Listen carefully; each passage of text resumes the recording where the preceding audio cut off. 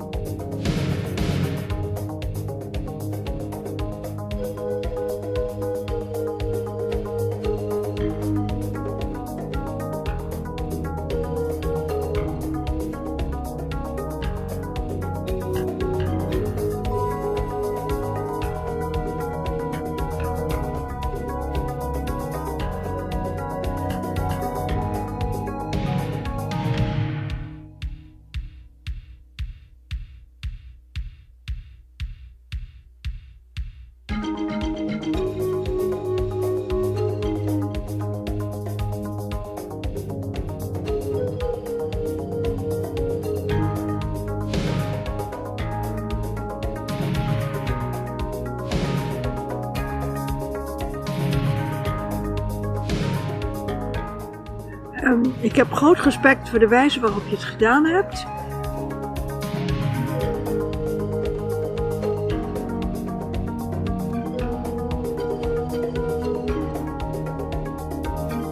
Je moest echt bewust bezig zijn.